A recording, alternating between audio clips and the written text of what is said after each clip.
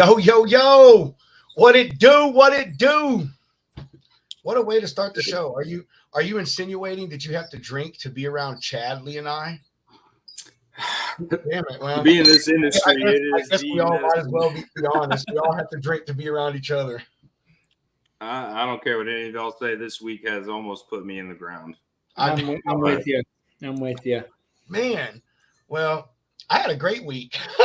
Well, I say that I do have one problem going on that is I don't know. I think it's solved, but who fucking knows? You know how logistics is. You think everything's okay and it's fixed, and then the next time, next 5 minutes, it all falls back That's apart. when you mess up, That- man. That's actually like the calm before the storm. Yes, Is what the that is. little- You little trick wings every time. You is- think you're going to enjoy it. Maybe go get another beer. Go get a beer at lunch, and it never pans out. couple lunch beers never hurt anybody. It just smooths Nah, the waters. hurts my productivity. Anyway, welcome. It's freedom to do whatever the fuck you want Friday. Y'all know how we roll. Friday is a chill day. We talk some serious stuff, some bullshit stuff, and man, we just see where things go. So tonight, as y'all see, we have Chad. Chad's gonna chill with us all night tonight. He deals with open deck, oversized stuff. So any of y'all out there interested in that, or anyone who watches it later, definitely good information. We are going to talk about the Hino recalls. That's a quick little thing. The Hino truck manufacturer, they mainly make box trucks. They have a couple recalls out I want to bring to y'all's attention. And we're going to touch real quick on e-trucks or EV trucks. I haven't spoke about EVs on this show before, but I'm going to tell you, there is nobody in this world that is more against EVs than this man right here. And I will kill anybody's argument on EVs. So anyway, and then we're just going to see where the rest of the show. Oh, no, I lied. We're going to talk broker carrier standards and relations. The difference in between the way brokers are expected to act and do things, and the way that carriers are expected to act and do things, and how those things are so contradictory that it is unreal. So, Hunter, if you don't mind, man, I would like to just start off with these two little small topics here, because they're just little, quick news stories that I want to go over, man. So, is that okay with you? Absolutely, dude. Sweet, bro. Fucking Hunter, man. Anyway, I'm gonna show this to you guys. So, what it is, like I said, Hino, the truck manufacturer, has some recalls. The reason I am bringing it to y'all's attention is because in this article, it says that they're not even mailing out the notices until October 1st. So, I mean, I guess that's how you do shit. You let people know there's a problem with their vehicle 2 months after you know about it. Really, all it is there's it's a deal to do with the fuel gauge, and I think it's something with the pump. I read the fuel cinder float may deform or detach, which can lead to an inaccurate fuel gauge reading. So, basically that's all, help you with make sure you have the right amount of fuel in the truck. Nobody wants to be stranded on the side of the road trying to deal with that shit. And then next they have a headlight recall as well. That it's the back covers and the anti-adjustment mechanisms with it. So that needs to be replaced as well. And both of those are free of charge. It says in the article here, just go to a Hino dealership or someone that services Hino, and the work will be done for free. So I'm reading this right now on FreightWaves. It says Hino verified that a smaller and lighter fuel center connecting the rod would resolve the issue. yeah, That makes sense. I mean, hey man, I'm not going to harp on it, brother. I mean, auto recalls happen all the time, man. You buy American. So, hey, brother, let me tell you, I have owned a shit ton of American cars, and they've had just as much recall. Actually, I lied. They're the only ones that have had recalls on it. I'm going to say that straight up. Anyway, so yeah, that's a quick thing. If you own a Hino or a Hino, I really don't know how to properly pronounce it, but taking it into a dealership or a service center and tell them that you need to get the fuel float fixed and your headlights. And the next thing that I want to talk about They will do it for free. They'll repair it for free. Yes, they will. Yeah. because it's a recall, man. So it is it's covered, you know, under not even your But warranty. you It's will just lose your covered truck because it's a recall. for No. 3 to 7 Either way, months. so I'm not going to die 7 months. Yeah.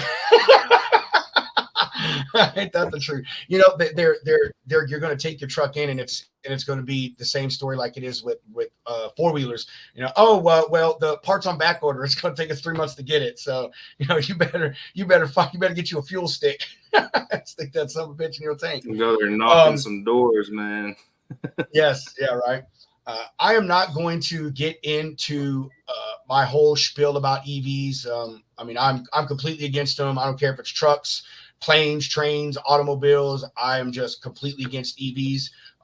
And basically to the point, if you knew what it took to pull the stuff out to make those lithium batteries, and you still make the decision to be pro EV and buy an EV, there's something seriously wrong with you, in my opinion. I'm just really sorry to say that. And I've told personal friends that I really do. But anyway, point is, California, as y'all know, for some reason, they seem to set the tone for everything trucking related.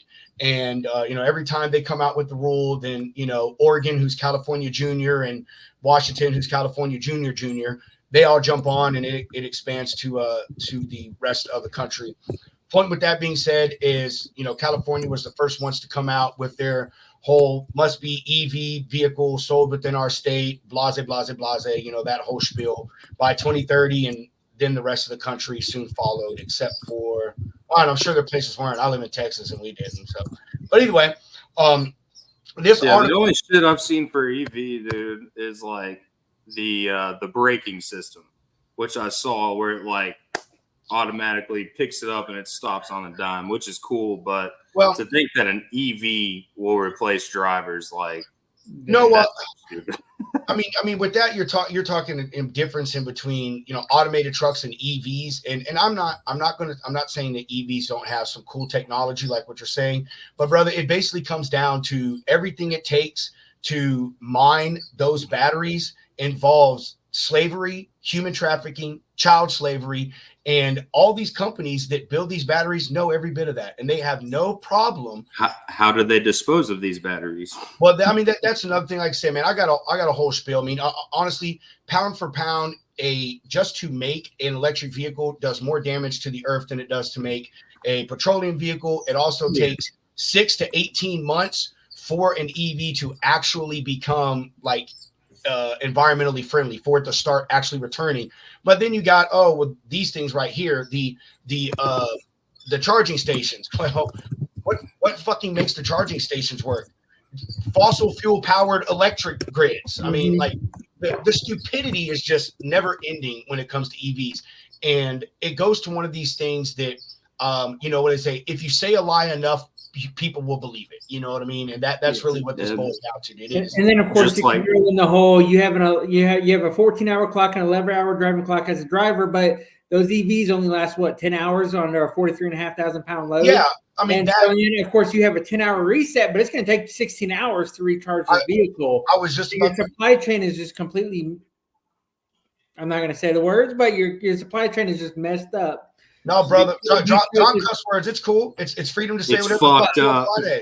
Yeah, your supply chain's fucked up then because the truck couldn't make it. So yeah, that was going to be one of my points too. Is I read stories all the time about you know, how long it takes to charge just a car EV. Matter of fact, there was a story that, of course, it's being buried on page 8, but it was a guy from Canada bought a Ford Lightning. Dude ended up having to have his Ford Lightning, like leaving his Ford Lightning in the middle of nowhere because he couldn't find a charger and rent a car. And then one of the executives at Ford had the same exact issue, like took a Ford Lightning and went out, and he was like, man, he's like, it was so difficult.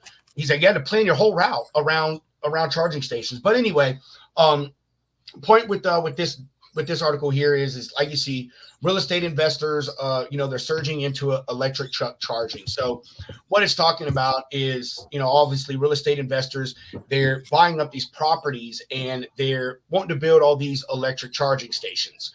And again, I mean, it's I don't, man.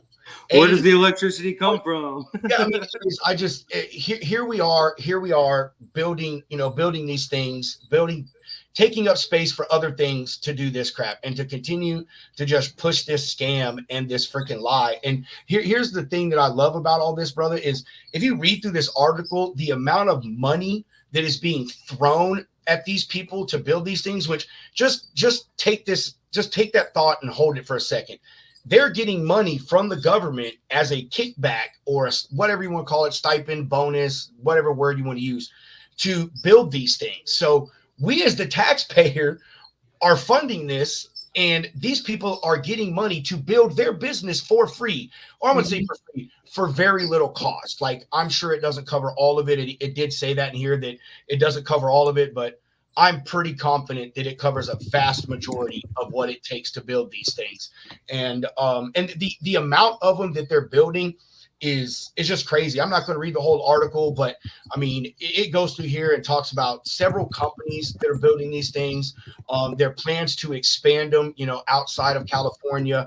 And I mean, and look right here, how many, 100 acres near the international airport for one of these charging stations, man. I mean, that's, if you know anything about the size of land, 100 acres is a big fucking plot of land. I mean, that is bigger than most shopping malls cover. Mm-hmm. So just let that sink in about how much earth and damage and stuff they're going to do and things that they're going to move.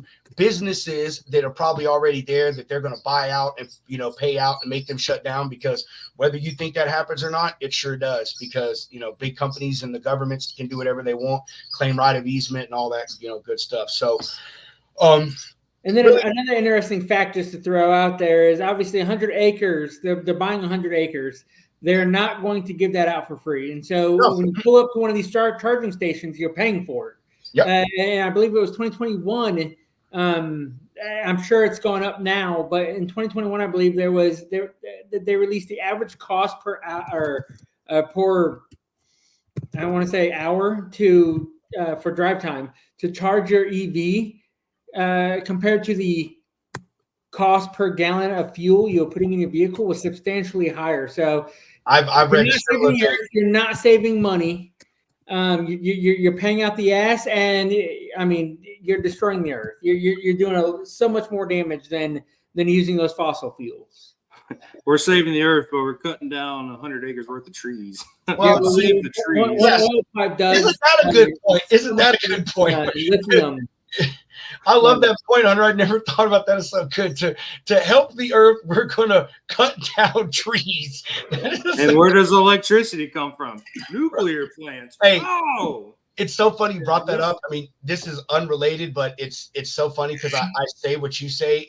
In Austin, some years back in Austin, Texas, they made plastic bags illegal. Like, not like you'd go to jail, but you couldn't use them, And one of their solutions that was, A, buy the reusable bags, or B, they use fucking paper bags.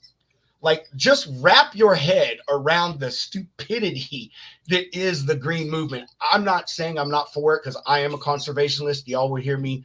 You'll hear me say all the time that our species has done nothing but ruin and destroy this planet. Absolutely. And so, but my point is the hypocrisy, the contradiction, and the utter stupidity and throwing away of money that is the climate change green movement right now. It's just, it does nothing. If you truly pay attention and you watch and read, watch documentaries and read things like I do on subjects like this, then you will know we are far, far past the point of saving this planet. Like we passed the point of no return from everything that I've seen in the 60s. So, but so were the dinosaurs when the asteroid hit, and the only reason paper straws were created is to get turtles off of cocaine. That's all I'm saying. My wife just bought me homemade spice cake. Oh my god, look at that shit! Oh man! Oh man! Oh yeah! You bring enough? I had some of that shit. Bring enough for the class, bro. I had some of that shit in Tupelo. This lady's mother, she's in her 80s. Made some from scratch, said it was her grandmother's recipe. And so I'm like, dude, like that's how old that fucking recipe must have been for that spice cake I ate in Tupelo. And I said something to my wife. I was like, babe, I ain't had spice cake in so long, and that shit was so good. And so she made me some tonight. But either You got to at least way, you got to at least show the cake. Show the cake. there's the deal on the EVs. I mean nothing serious, nothing. Oh shit, there we are. Basically, just something I just wanted to bring attention to, man. To for the people that think it's all this and all that, to show you the things that they're doing to push this green idea, the money that is being funneled into this by us, the taxpayers, and where else that money could go and the other things. Requested to show the cake. Oh, Hunter, did you? There you go, Hunter. I did. Yeah, dude, that looks delicious. Oh man. I will never be a skinny mail man. it to North Carolina. Right. and we had fried pork chops and scalloped potatoes for dinner and corn. So man, my Imagine wife, would say scallop. I hate when people say scallop. Dude, you don't call scallops from the sea scallops. I mean, what the fuck? I mean, maybe it is scallop. I don't know. Maybe we're all the fucking idiots. You know what I'm saying? Who knows? Who's to say? Right? You will say there's a good chance of that being the truth. So anyway, what do we want to do? We want to let Chad talk about some open deck shit, or do we want to go into the broker carrier standard? I personally think we let Chad talk first, because I know when we go Chad, tell everybody who you are, Chad. Give yourself a little breakdown. Perfect. My Chad Ainsworth obviously says so at the bottom of my picture here. It looks like I've been in logistics since high school, man. I took a summer job just to try to get through college. I didn't like college, so I dropped out of college, and I continued. At that time, I was pushing freight around the warehouse for minimum wage. I decided, while I was pushing freight around the warehouse, I moving over to the loading docks. I started asking questions at the young age of 18 years old, of course, and I said, "How do you load the trucks? Like, what do I got to do to be able to load these trucks?" And so then I learned. At that time, I learned about like weight distribution and whatnot. So I started loading the trucks up, and from there, I started asking questions like, who schedules these trucks? Like, where do these trucks come from? As a kid, you don't pay attention to supply chain. You don't look at the trucks on the road unless you're trying to get them to honk. But you just don't understand the backbone of America and what's supporting that backbone, and that is the supply chain. And so from there, I just asked a question. I was here, and I started asking questions about being here, and then I found myself there, and I just moved up. And so now, 14 years later, I manage an office in Greensboro, Larkin Express Logistics. I don't like to mention them for certain reasons right now, but I have moved all sorts of freight globally. I've started an IAC, which is an indirect air carrier, NVOCC, moving ocean freight. I was a freight forwarder. I moved all types of domestic freight, which is what I focus on now, because the pandemic taught me one thing, and that was international freight is a nightmare. And moving it once it lands domestically, it's fun. But so now I manage an operation at Larkin, and our main service at Larkin is different types of open deck freight, and in most cases, it's going to be heavy haul and over-dimensional freight. Anything 48,000 pounds and above, we move, and we'll move it on the road. If it's too heavy, too large, we'll barge it down rivers. And I mean, it's really exciting. I spent the most part of my career avoiding open deck freight. I just wasn't familiar with it. 2 years ago, I came to where I am now, and I came because I was bored moving dry van freight all day and sprinter vans and hot shots and things of that nature. And so I heard of this company moving all this over-dimensional and heavy haul freight, and I wanted a challenge. I wanted to learn something new. And so I took the job, and almost 2 years later, I now manage the operation. I'm over the sales growth, the revenue development, the opportunities, and I have moved some cool stuff, coordinated the cool stuff.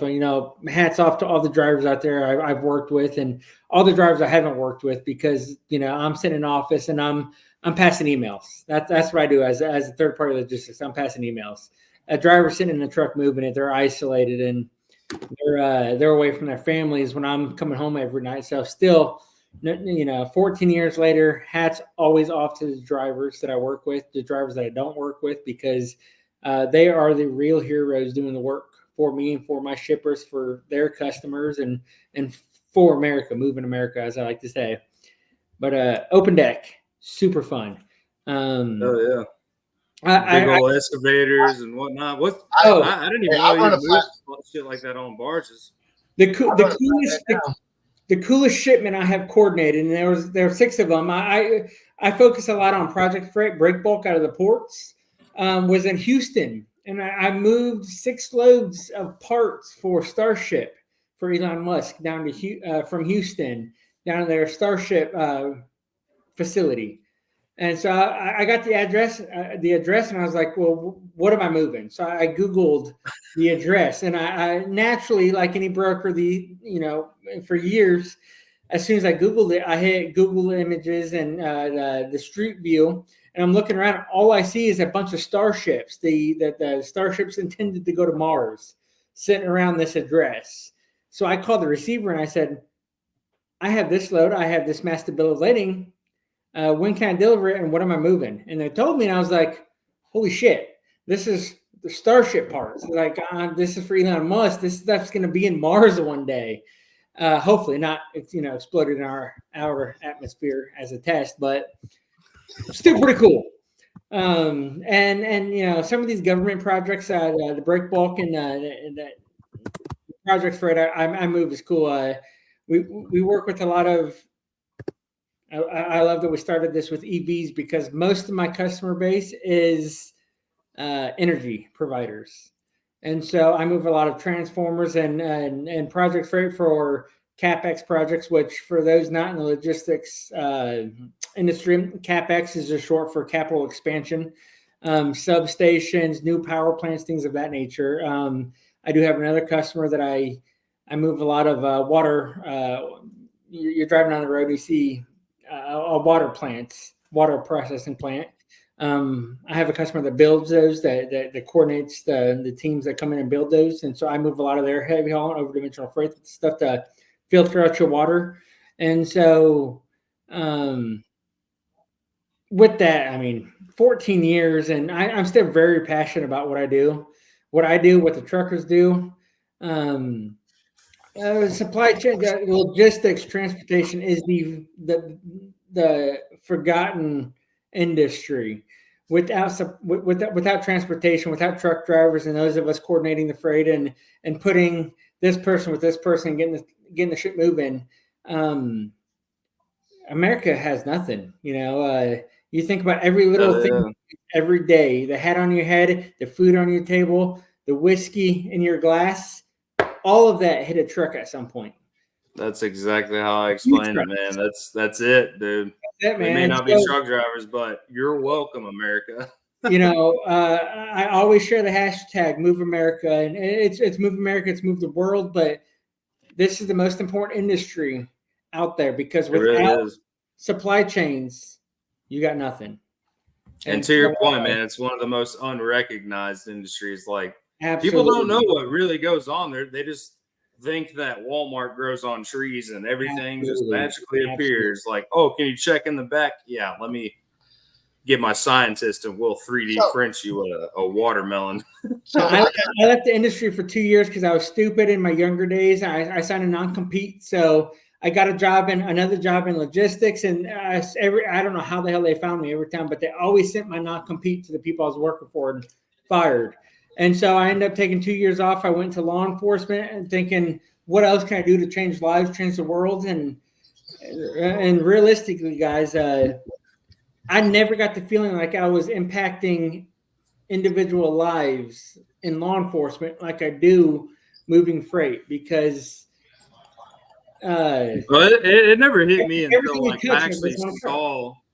It never hit me what I was doing until I actually saw a product that I had moved, whether it be direct or through a freight forwarder, whoever it may be. But Clayton Homes Crocs, the first shipment I ever moved as a freight broker was a container of Crocs, the shoes.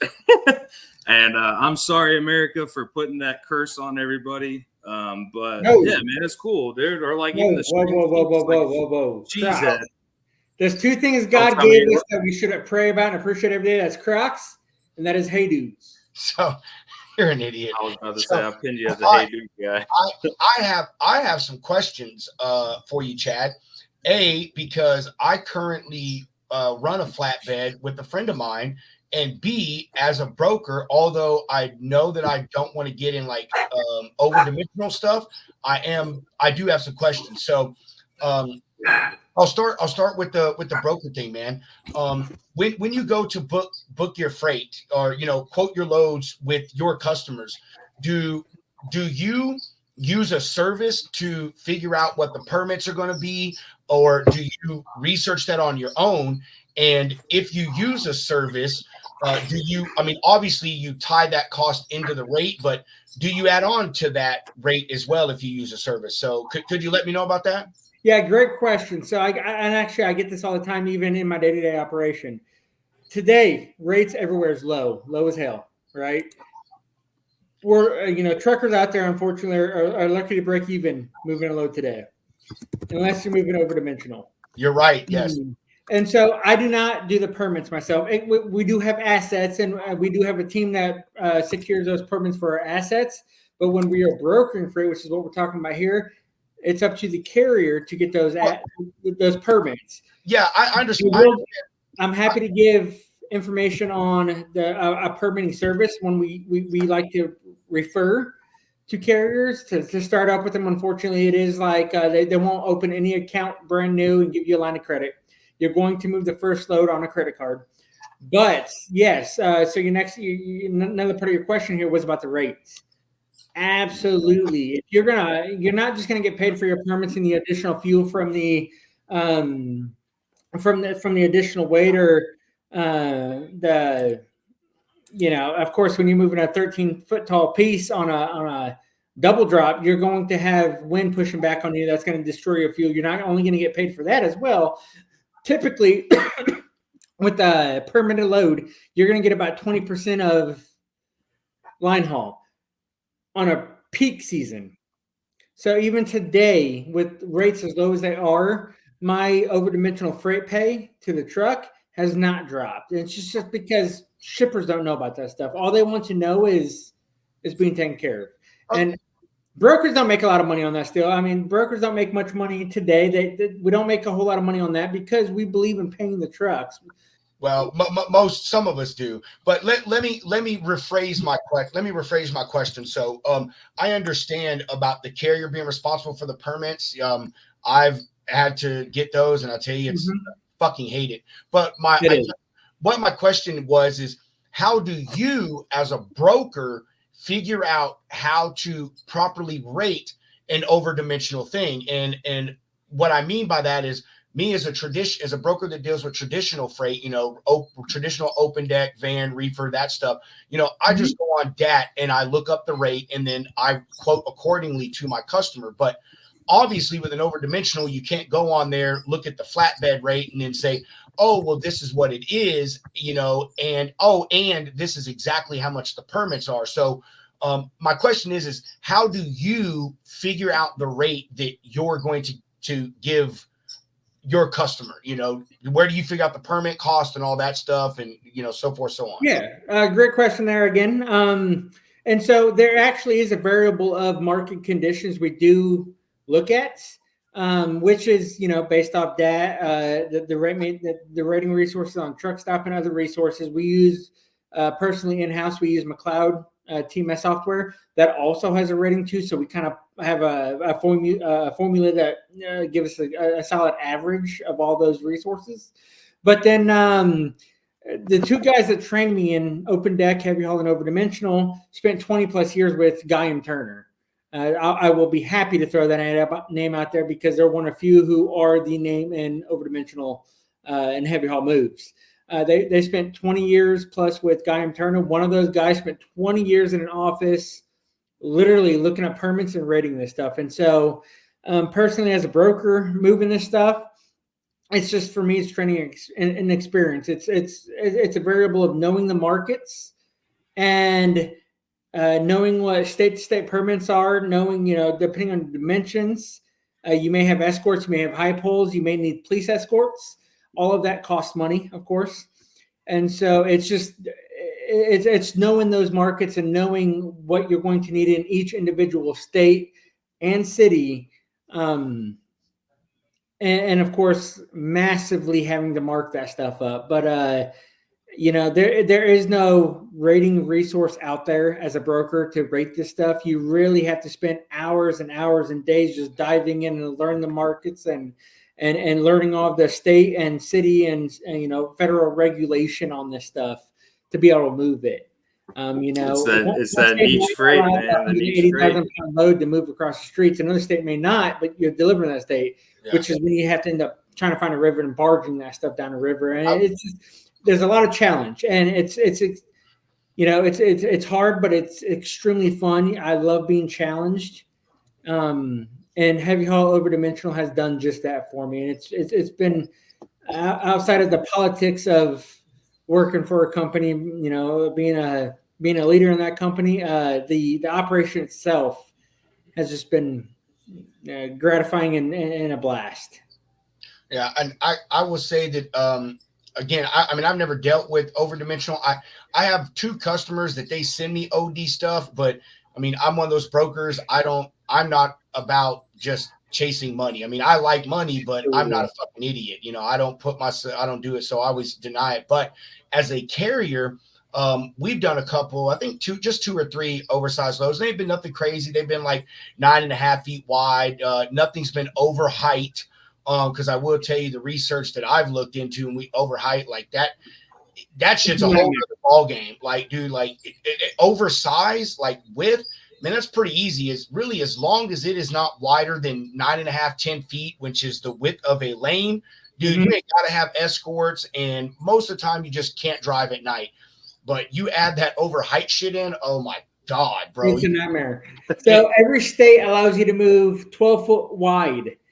Every state after 12 foot, you have to have those escorts. And everyone who's watching, or you guys yourselves, when you're traveling and you see a wide load in an escort car swerving in between lanes in front and back, those are your escorts because it's over 12 foot wide at some, in some way.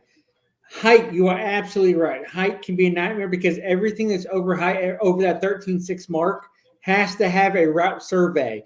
And in some cases, when you're looking at like JFK, Jamaica, New York, any major metro out there, you're looking at multiple surveys because they have to keep driving these routes. They have to find a way to get you from point A to point B without hitting a 13.6 tall bridge or 14 foot tall bridge or whatever the height of that cargo may be. And then even once you find that perfect route, you still have to have 2 escorts. In some cases, a police escort. Minimally a car with the high pole, and this is literally the third-party services. It's a car and it has a very tall pole on the front or back of it. If they stay in front of the truck, if that pole hits something, that truck. I've seen those. I always wonder. I mean, I kind of thought they were height markers, but I mean, dude, at the same time, I was like, oh, maybe they're antennas, for like, a CB antenna or some shit. So if it's a high pole swerving in the wind, it's because that freight's taller than 13.6 or. And they have to have that high pole in. And in some cases, if there are things like power lines in the way, and that's the only thing in the way, or trees in the way, you also have to hire bucket trucks. Those bucket trucks will pull in front of you. They'll lift those lines. They'll cut those trees or move those trees out the way and let you pass through. So there's, when you're talking about, over dimensional freight, there's a lot of variables that make it a little bit more challenging, but specifically freight that's too tall, over height freight, there's a lot of additional challenges you have to overcome on just about every single load out there. This is America, guys. We put roads everywhere. There's always an obstacle in the way of something that's taller than 13.6. I will tell you, I'm gonna touch on the New York stuff, and even though she's not watching, I got to give credit to my Aunt Carol because she fucking taught me this. So she told me, because I was talking to her about like low heights and small roads and all this stuff like that, in these big cities, and how a lot of these places haven't, expanded and figured out a way for trucks. And, when a lot of these places were built, these boroughs, and then, Chicago and even some smaller towns, like, for y'all that don't know, in the trucking industry, it has not always been 53 foot, 13.6 foot tall trailers. Mm-hmm. We started out, man, with, the pup trailers, 36 footers, and we were at 48 feet, I think, until like the 90s, maybe the mid 90s. Maybe I'm wrong on that, but point is a lot of these places aren't made for trucks. Like, and when they were made, the trucks were much smaller. You know, we didn't have sleeper cabs and stuff like that. So it makes it much more of a challenge, man, to get into some of these areas. The over dimension, the over width thing, it is a challenge, but not as much as that height shit, man. Because it's like you said, I looked into it and I was like, man, fuck this, dude. Like, this is like, man, it would just take a miracle of God to be profitable on this thing, man. I mean, only because I don't know about it, man. And my driver, he's all about it because he chases money and stuff. But I don't book over dimensional freight. I tell him, if you want over, OS or OD freight, then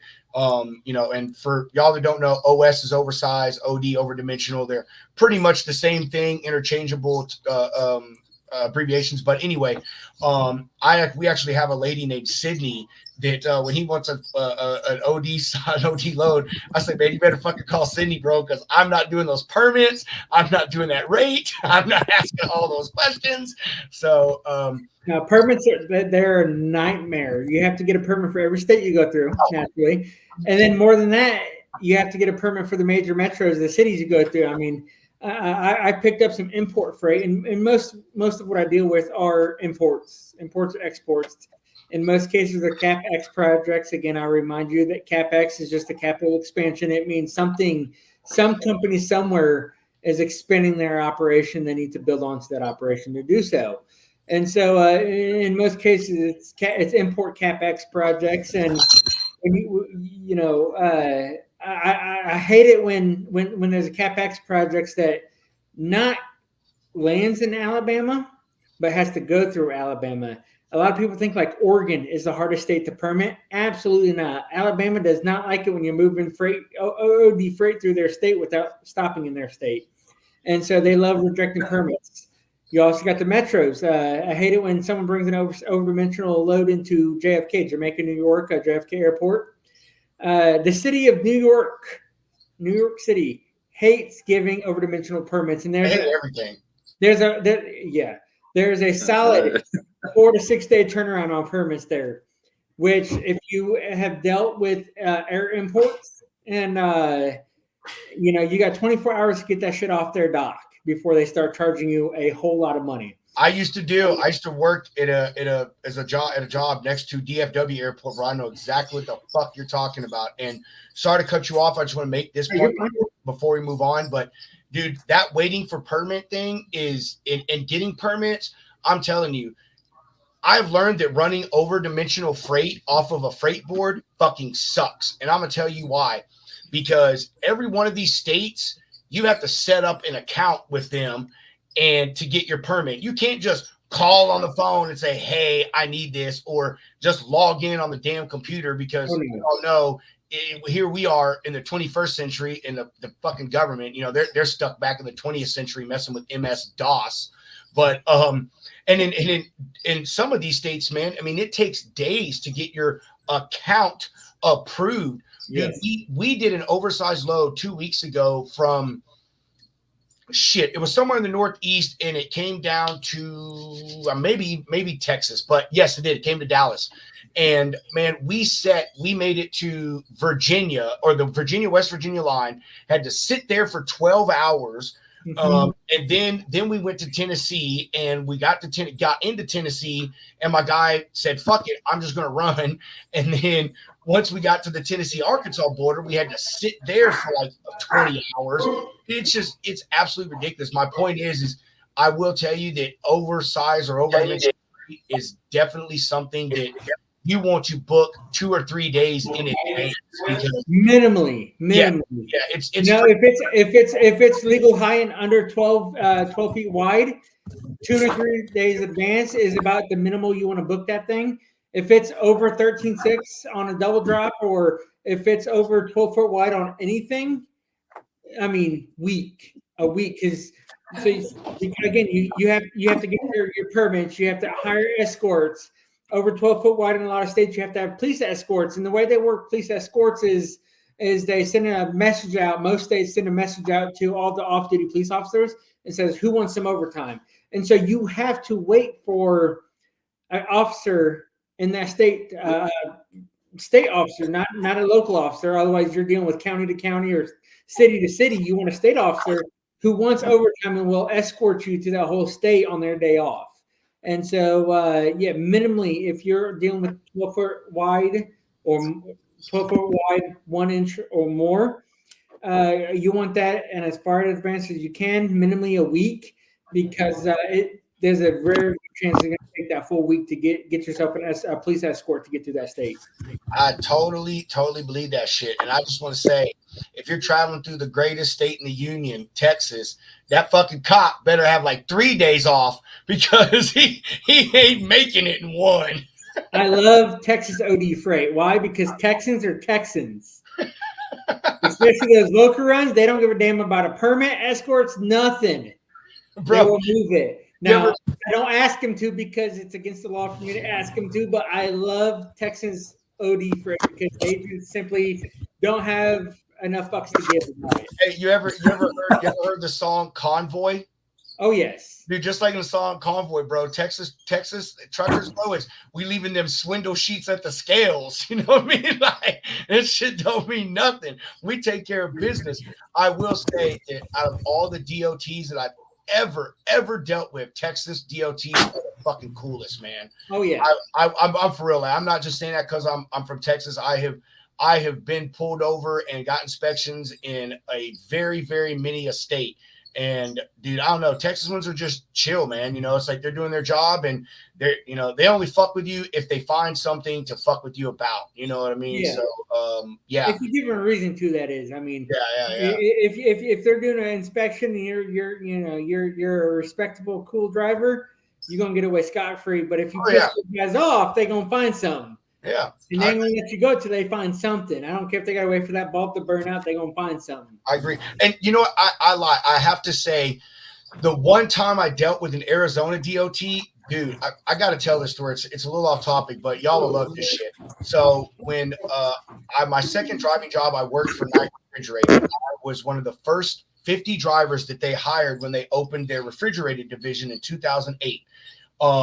I was coming down into Fort Huachuca, and any of you drivers out there, if you've ever drove I-10 and came down into the valley of where Fort Huachuca is, it's not a mountain, but the decline down into the valley is fucking long, like really long. I was driving a Pete 379, and in a Pete 379, the Johnson bar, or the trailer brake, if you're a newbie, the Johnson bar is on the steering column. And somehow I must have like just tapped the Johnson bar just enough that it put a little bit of pressure on the brakes. And Ohio DOT is the worst. I know you fucking right. Jim Brown, my guy. They'll get you every step. I think that's what pays for the infrastructure of Ohio. Anyway, DOT. I believe that Ohio does suck. So anyhow, man, I got down to the bottom of the hill, and mind you, the sun was just coming up and stuff. So I had a little bit of light, but like I looked behind me, and I thought like I was going through water, because I saw like this whiteness behind my trailer, and I was like, holy shit, that is smoke. Anyway, I pulled over, I did an exit, man, and I get out, and my fucking trailer brakes are on fire. So, I grabbed my fire extinguisher, I put it out, and some passerby called the fire department, and the fire department got there, everything was cool, and by default, they have to call DOT. So DOT dude came out, and it was like 5:30 in the morning, man, 6 a.m., barely cracking daylight. And he said, hey man, like I got to do an inspection on you, but I got to get someone out here that knows about this stuff, because I don't, to check out your trailer brakes. Long story short, the guy couldn't get out there for a long time. We were sitting there for about an hour, and the DOT officer says, hey man, I'm going to go grab breakfast. Do you want to come? And I'm like, what? And dude, he's like, yeah. He's like, I know this great little taco spot about 20 miles from here. Seriously, 20 miles. And he goes, you want to ride with me? I said, shit, sure, why not? Dude, this guy took me into the middle of fucking nowhere. I mean, I'm serious, bro. Like, I thought he was going to like dump my body nowhere. Yeah, it was good. It was this little old Mexican restaurant, dude. And we went inside, and the dude bought me breakfast tacos, paid for it and everything, and took me back to my truck, man. His dude came out there. I told him what happened. He did an inspection and told DOT officer, hey, he said, what he says is what happened. Like, he hit the Johnson bar, it put pressure on the brakes, and that's what happened. But point is that motherfucker was the coolest DOT I have ever dealt with, bro. Dude, I wish I remembered his name, but that dude was cool as shit. I've never rode in the front of a police car. I will say that. That was an experience. I had never been in the front seat of a cop car. So anyway, yeah, there's my little tidbit. I'm sorry to trail off there. Well, dude, that's really cool, man. Chad, and you do it with like regular flatbed freight too, though, right? Well, in our operation, we move everything domestically. Shy of LTL. LTL is an extremely saturated service offering naturally, and LTL and partial freight is just simply, as a broker speaking, unreliable. Yeah, LTL. As a broker, it's hard to guarantee anything. Like, I don't use that word in logistics. Dedicated, let alone LTL and partials.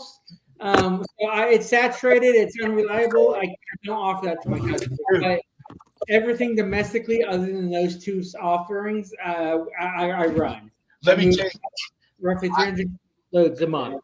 I despise LTL carriers. Like, I don't despise LTL freight, and what I mean by that is I have customers that they love LTL stuff, using these, SAIA and fucking FedEx and all that stuff like that, dude. I hate that shit. It is just like you said, it is unreliable. They always charge you variances, and Chad, you know what I mean, bro. Oh, yes. Every time it's like, oh, we quoted it 800. Everything is subject to reweigh, redem, reclassification. They'll never give you the weight break if you chose a higher classification than you should have. Yeah, they're gonna give you a rate break, but they will always charge you if you made the slightest mistake. I don't do it. I will quote it for my customers, and then right under that quote, I say, listen, this is the deal. If you want to do LTL, that's fine, but I'm gonna tell you, it's bullshit. It's unreliable. It adds an extra hand in the pot. I have no control over the carrier, the driver, nothing. They tell you it's 2 days. It could be 2, could be 4, could be a fucking month. You never know. It could go to where you want it. It could go to the opposite side of the country. However, if you want to spend a little bit of extra money and not be a stingy son of a bitch, then I will gladly put your freight on a Sprinter van, and we can get this done. Ironically, that happened to me today. I have a customer in Northwest Arkansas. They custom manufacture all kinds of things for industrial food manufacturers, but she called me and said, hey, I got a pallet 10 feet long, 6 inches wide, 6 inches tall, 300 pounds. I need it LTL'd. And she's like, I would just like it there by Monday. This was first thing this morning. And I told her, I said, listen, I know I can get LTL out there. It'll probably cost you around $1,000. It was going from Arkansas to Vineland, New Jersey. I said, it'll probably cost you about $1,000. And I said, or I can get a Sprinter van in there and you can pay a little more. And I said, what are you trying to be at to get this done? And this is why I love the customers I deal with. She goes, oh, I just want to be under 2,300. I looked up the van rate and I'm like, holy fuck. 2,250. I got you. That's like the van rate almost. Anyway, I booked it. I booked it at 23, or took 2,300, and the Sprinter van person that I booked it with, I paid them 2,000. And I don't care what y'all saying, bitch about me making $300. Fuck you. That Sprinter van lady, she was happy as shit because she said she'd been sitting since yesterday morning, and she's from I think she's from North Carolina actually, but she was like, she was just happy to have $2,000, and I got her to be able to deliver that shit on Sunday. So anyway, point is that's the only way that I deal with LTL is if you want to dedicate it. I'll put it on a Sprinter or box truck, but I'm not putting it on no LTL carrier. I can't stand that shit, man. Listen, if you're a shipper watching these right now or watching these later, drop the LTL, choose a dedicated service, find the right broker. We're going to hook you up. We're not going to charge you much more than LTL, but your stuff's going to be safe. It's going to be delivered. It's not going to be damaged, and you're going to be headache free. So take it, leave it, whatever. But LTL is saturated. It is worthless. Dude, I agree. What's your wife hiding for in there? So my son, We have a child, a boy. He's 6 years old. He's about to turn 7 in a couple weeks. He said we have a child. I am a helicopter dad. One thing I do as a father is I'm terrible about getting rid of his stuff because everything has a sentimental value or everything has a memory with it, and so I have yet to throw away a toy in 7 years. It's funny. It's funny you say that. I know this is off topic, but I'm 39 and I have one son left. He's 16. My wife and I, we had our first son in high school, so all of our kids are almost out of the house. Point is dude, I have in my garage, I have buckets of Hot Wheels, buckets of Legos. Oh yeah. I fucking bought Nerf guns like a year ago for me, my 16-year-old and my 21-year-old to have Nerf wars. And we kind of like stopped doing it. But I told my wife, I said, babe, let's go put these up because we're going to have grandkids eventually. And so point is like all of my shit for my kids, I'm now saving when I have grandkids. What she's doing, his birthday's coming up and Christmas coming up. And we're divided house. My wife is his bonus mom, and she's an amazing mother to him. Oh, but what she's doing right now is because we tried this when he was here and it didn't work out. He wants to save everything. You haven't touched this in 2 years. Snap, he wants to play with it. And so the only way to get rid of all of the toys that he don't actually touch is to do it when he's gone. And so right now she's back there. She's sorting through all the toys. She's getting rid of everything that has been purchased in the last year. And she's simply making room for birthday and stuff, in a couple of weeks. And then being a divided house, there's about 5 Christmases he's go to. And somehow all those toys always end up here. And so she's making room for more toys. Gotcha, bro. Gotcha. I just saw her. She kept peeking in and out, man. Yeah, I miss my kids being little. I'll tell you that, man. They were so much fucking nicer. Fucking little. My sons are just like their father. They're fucking assholes. Yeah. Anyway, but the point I was asking, man, is we got to try to hook up, bro. If you do any flatbed stuff, like I said, I run a flatbed truck, man. And me as a broker, I don't deal with a lot of flatbed. I don't like it. It's too competitive. And I was actually telling Hunter this earlier. I don't deal with customers who deal with more than 2 or 3 brokers. Like I don't have time for that shit. I don't give a fuck if you pay $5 a mile. I'm not going to waste my time with you if you deal with more than 3 or 4 brokers. And the reason is because I'm not going to waste my time or my team's time trying to find a truck for me to come back to you and say, oh, I'm sorry, so-and-so moved the load. Fuck that shit. So I don't deal with a lot of flatbed because of that. But dude, if you do, or anyone anyone because I know you're having issues with your company, but anyone deals with it, bro, we got to hook up and get together. I got 2 badass drivers. We're a veteran ran company. Literally everyone in this company that I moved my buddy with, we're fucking veterans. Well, so you have my number. We move country all over. What I like to say is draw a line from Houston or Laredo. We're out of Houston. Like Chicago, maybe even like Minneapolis, and everything east of that is what we focus on. And we always have freight moving east of that line. If you have a truck east of that line, you call me, you text me, and sure, I have something for you. Bro, listen, I only operate east of I-35. I don't fuck with that West Coast stuff.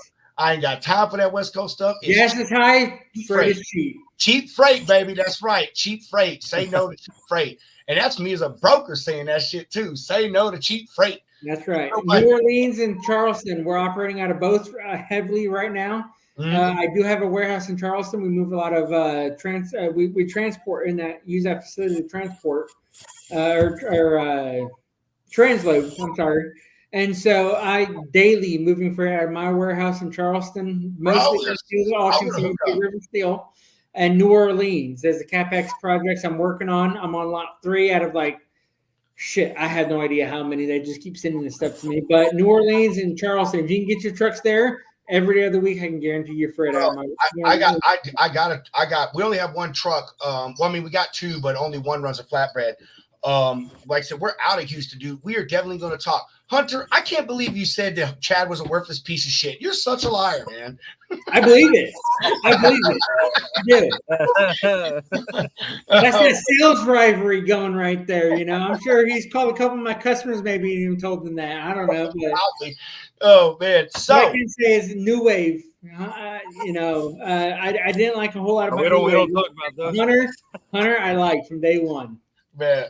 All right, so let's get on the main topic, man. We've been on here an hour, which we've been talking about some good stuff, I feel. But let's talk about broker carrier standards. Oh, and if you get your feelings hurt easily, get off right now, dude. And I'm telling you, and I'm a broker and a carrier, baby, and I was a driver for 10 and a half years. And I'll tell you, these carriers out here right now, most of y'all are some trash. And that's, again, me as a driver, I'm a million miler. I mean, like, if you know what a million miler is, that's a fucking accomplishment as a driver. I'm a million miler. I've been in this industry a long time, operate a truck now and a broker. And the standards for brokers and carriers, yeah, they're different. And for obvious reasons, they need to be. But, man, I'll tell you what, the level that brokers are held to and the level that carriers are held to, they are the same, but the standards and the integrity and the accountability, I hate to say it I'm not going to say that. It is shitty on both ends, but I will say the carrier side has gotten a lot worse, man, a lot worse. And I have a guy right now that I'm dealing with, man. I just want to choke the guy, and I understand his position, but at the same time, I'm like, dude, like, are you fucking serious with what you're asking me? So anyway, so let's talk about broker stuff. I'm going to speak from my side. All of us deal with a different part of the industry. So although we have a lot of the same standards, we are operational expectations or whatever you fancy phrase you want to throw out there. We also all have different ones, me, I deal, like I said, traditional freight. Hunter, you deal with maritime and international and dray, and, Chad, you do a lot of the open deck OS stuff. So, let's start off here with, let's start off with accessories. I really like to talk about accessories. So, if you don't know what I mean by that, I'm talking detention, layover, additional mileage, lumper fee. Well, I won't even say lumper fees, because if you're a broker that doesn't cover a lumper fee, you're a piece of shit. Get out of here. I ran into it as a carrier, bro. Like, the guy said, "Oh, well, I didn't know it was a lumper." Well, I don't give a fuck if you knew there was a lumper. A receipt covers you as a broker. Get the fuck out of here if you don't know that. You're going to pay for it, or I'm fucking leaving, because my guys take pictures of the BOLs, because he always sends me the BOL to make sure it's right. So, dude, you can keep your shit. I'll pull out the dock and just throw some initials on there, and I'm still. You just got 40,000 pounds of payment. That's it, bro. So anyway, accessories. Let's start with detention. From the time I started driving as a civilian, which was in 2008, detention has always been 2 hours. That is still right now. It starts after 2 hours. That right now is still the standard in the industry. However, I will. For those who aren't in the industry, this is for truck freight. There are certain other services like drayage that are exempt from this standard, but that was why I'm saying, all of us do something different, so we can all touch on this about how we deal with it. So, detention is still a count. You start accumulating it after 2 hours. I pay detention. All my customers, I don't even ask if they pay detention. I just tell them it was this many hours detention. And I mean, I'm serious. Like, that may sound like an asshole move for me to do to my customer, but I mean, it is, bro. Like, and then if you tell me you won't pay it, that will be the last load that I ever do for you. And I swear to God, it's like an invoice going to collections is what I hear. Yeah. Well, I mean, I won't put them into collections, but like, because I'll eat it. I mean, I will eat it. That's just what I would do as a broker. I'll just fucking eat it, because I'm not going to leave my carrier on the hook for that. But the point is if you don't pay that attention, it'll be the last load I move for you. And I won't even say if you've been my customer for a while, because I would find that shit out pretty fast dealing with you, and it would probably be within the first few loads, and I wouldn't do business with you anymore. So, point is, the rate that we pay, and I want to say we are one of the brokers. We do not charge our customer for detention. I personally, I do not feel that it is fair for a broker to profit off of someone sitting and them not being the one doing the sitting. I really just don't feel that is fair. Even as a company driver, I didn't feel it was fair because they gave me $25 an hour, and I know Knight Refrigerated and Lisa Motor Lines and US Express and all these other people, I know they were charging $75, $100, whatever. So even they, me as a driver, my company was profiting off of me. Point is, I pay, and I know it's not the best, but I pay $25 to $35 an hour detention. And the reason that I have a spread like that is because some shippers will only pay 25, some will pay 35. And I will say I've got I've got 3 that will pay 50, and I pay all of that to the carrier. I really just think that is fair. In my opinion, most brokers do not. My point with that is I have carriers that they'll sit for 35 minutes past the 2-hour mark, and I don't pay you for a full hour. Like, I will pay you down to the minute, and my team does the math, and they say, Rob, this is what it's supposed to be, and I say, cool, send it. And man, I have them all the time complain, no, man, I should get paid minimum an hour, and I'm like, no. You read the rate con, and you should understand the standards of the industry. It is X amount of dollars per hour. And if it is not a full hour, whether it be an hour and a half or 2 hours and 10 minutes, like the fee is accrued and calculated on that rate. So I really do not like that. I don't like that carriers try to change the game and game you and tell you what what you should pay and what you shouldn't pay, what's expected, and I get it, man. Maybe you think that's why they signed a contract with you. Yes, I was about to say maybe you think your time is worth, but my rate con is clear. Like, it is clear what you will be paid for detention and stuff. So there's my little tidbit. Hunter, how does detention work with you guys? Y'all got it cheap, man. Drayage is like $75 to $90 an hour. And that's like an hour free at the port and then at the shipper. So it don't matter, man. It's a different ball game. But I never put any margin on waiting time or detention, whatever. Now, if a carrier tries to come at me and say, yeah, we're going to charge you for a port congestion fee and detention, fuck off. Congestion is the biggest fucking joke in drayage these days. Oh, yeah, dude. That's why I tell people, man, if you don't know Dre, stay in your lane, man. Like, because you will get ripped off. Like, if I'm charging you a certain rate, it is because I know what the fuck should be charged. Like, and so, yeah, I mean, customers, that's an understandable thing.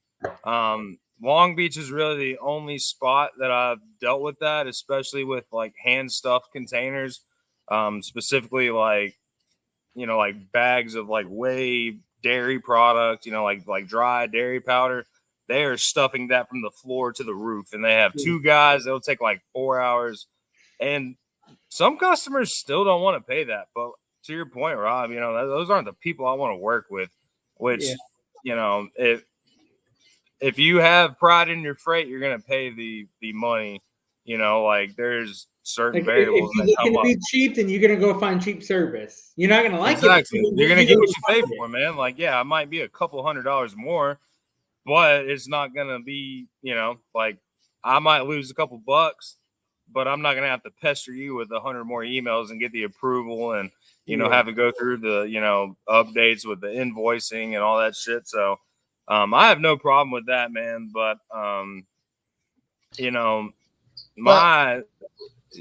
what's up? Oh, I was about to say, I guess my point is, so because get back towards the standard part is you do pay, Hunter, like regardless, like you paid attention, you don't try to rip off the carrier, and you make sure that you're your You shipper, can't afford it. You cannot afford it in the drayage industry, man. because it's expected, right? It's a standard that we as brokers should have to pay detention, right? Absolutely. I mean, dude, like today, that shipment in Cleveland, you know, there's only like Ooh, I want to say Cleveland. like 20 drayage carriers in There ain't Cleveland. much in that Now that port one that fucked me over, I will not say their names, but you know, I will always take care of good drayage providers that give honest rates, because there are those that'll come at you afterwards. They pick up the shipment, everything's good to go, and they're like, "Oh, well, we need an extra $125 for a flip fee." flip fees. So Chad, But you have to pay them for that. You know, I've You lost do. money on You that. do. Like, I hate especially working Brick with, Plus like- because they have a list of freaking accessorials and rates and additional charges. Yeah. And you know, the what do people you I know go to quote? with, What do you know that- not to that give quote? me- Like, yeah, I don't like it's that. Or they send ridiculous. you a sheet. They send you a sheet like this long. I I'm hate like, that. yo, there's just like give me an 40 all-in different rate. They're like, accessorials underneath, and you got to figure out what may be applicable here and what's hey, not. that's exactly what I asked them for, man. And if I ask a carrier, like, hey, I need an all-in rate, I'm not saying like, yeah, I need a guaranteed cost. Obviously, Nah. there's going to be accessorials involved. However, You like, know what you apply to every single container and what yeah, you may like, fuck just you let with me know. later. Line haul, fuel, Yeah. 1 day chassis, 2 day minimum. That's cool. I understand. You know, maybe Yeah. you need to do a Is chassis there an split, import free pool. congestion? No. Okay. Yes, I ain't working with you. Yeah. Yeah. So, but yeah, this is a different ball game, man. But It like is. somebody that It's sends me fun. like, all right, yeah, here's line haul plus fuel surcharge, your chassis days. You know, if it's with rail drayage, especially, you know, the flip's going to be involved, or sometimes it's not even, man. You might just need to do a chassis flip, or a chassis split. Excuse me. Yeah, so and Yes, that's they about can it. book your And then chassis there's for like a maybe day, and you go. I need like 8 lines. Yeah. And if I see like 8 lines of charges and like 4 that are absolutely going to be applied, and then the other ones are like overweight, storage, stop off, cool. I'm working with that person, because I guarantee you those are going to be the people that are going to do you right. However, to Chad's point, man, if I get a list, you know, and they're just kind of like bouncing around, like, you know, because I have to ask people, man, I send you the invoice, or not the invoice, but like, yeah, if I send you your booking and I'm like, is this about the rate that's going to be, you know, besides accessorials? And they say, I can't say yay or nay. You're going to end up with $1,000 charge on top of a $300 load.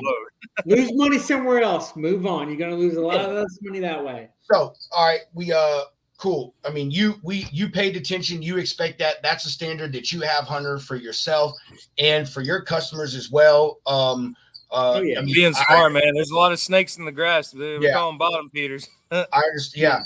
Yeah. Chad, I mean, do you guys in the oversized, overdimensional, do you pay detention? And if so, like, can you give an idea of what that range is, that rate? Sure thing. So, Mike, you know, I have a rate con just like every other broker out there. That rate con has a accessorial schedule on it. The accessorial schedule doesn't cover, is not applicable to. Unfortunately, it doesn't say this, but it is not applicable to one drayage, because Dr. Dre, as it's noted there, it's not the same charges, and overdimensional heavy haul. You know, that specialized equipment is valuable. Now, my detention, I have never made money on detention. I never will make money on detention. I'm sitting in a cozy office. The driver is the one sitting there on a lot, not able to use the bathroom, not able to go to the store to get food, something along those lines. I never make money on detention. But heavy haul overdimensional is one of those that my contract is not applicable to, because you're obviously moving specialized freight on specialized equipment. Your equipment has additional value than a standard flatbed, than a standard, you know, hot shot, whatever it may be. Detention, a standard detention that I pay is $50 an hour. I don't make money on it. That's what my customers sign on my contract. How much you say, Chad? $50 an hour. Okay, gotcha. My contract to all my customer contract states I am able to charge you $50 an hour, and I'll approve it. I give that all to the driver every single time. I don't care if you're in a Sprinter van or if you're in a big rig. Heavy haul standard is $50 an hour. Heavy haul, you're looking at about $150 an hour detention. Your minimum layover for heavy haul over dimensional is $500. Damn, son. That guy had to hold that freight in his hometown city, leave out Sunday. But because he held that freight Friday night and Saturday, I paid him an additional $1,200. Damn. All he right, did was picked it up at the port and went home. Left out Sunday with it when permanent allowed him to leave out with it. That's crazy. All right, so we have established that all of us pay detention, and although our hourly detention rates are different, we all have said that we give 100% of that money to the carrier. Now, let me flip this around to carriers. And I want to talk about, and this is one of my biggest fucking pet peeves. And I'm sure you guys understand this, but I don't get paid until a load is released, or I should say that load, that profit doesn't go towards my pay until a load is released. Now, in my rate cons, it says 7 days for, and the company standard is 7 days. I'll say that. In my rate cons, you have 72 fucking hours. I do have certain customers. You have 24. You're laughing, but here's my thing. That's your pay terms? No. That's when you need to get me paperwork. Like I need the BOL within 72 hours. And, I get you now. Here's my thing. And if you do not give me my bill within 72 hours, and we call you, like I just don't expect you to remember, because everybody forgets shit. My team, they call you. Matter of fact, as soon as you say the load is delivered, they say, please send me the POD or immediately. And a lot of these carriers, they wait and let their factoring company send it to you. And I'll tell you, if you deal with a factoring company, they will send that to you 2 days before your fucking net term. So if you're net 30, you get it day 28. If you're net 15, you get it day 13, whatever the case is. And again, like, I'm sorry, dude, but my commission report is from the first of the month. Wake up, man. It's from the 1st to the 30th or the 31st. All right. So all of my shit has to be in my company. We call it released. That means that we've got all the paperwork, we've everything we need, and we can bill it out to my customer. And so if my stuff isn't released by the 31st, I don't get paid for that.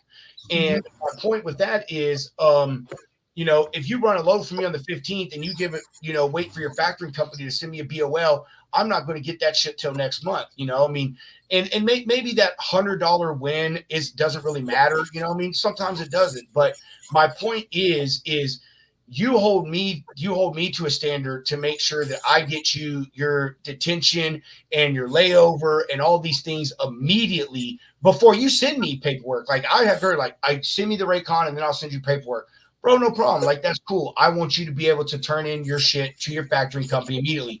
I will also say on that, I am not one of these brokers that when you ask for something, I say you need to wait till I get approval. Because like I said, I don't ask my customers. I fucking give detention, and then you as my customer will pay it. Like, that's the end of the story. There is no negotiating on that with me. There's not. So when you expect me to have a standard to give you what you ask for immediately, and that is written in my Raycon, so I'm abiding by the rule.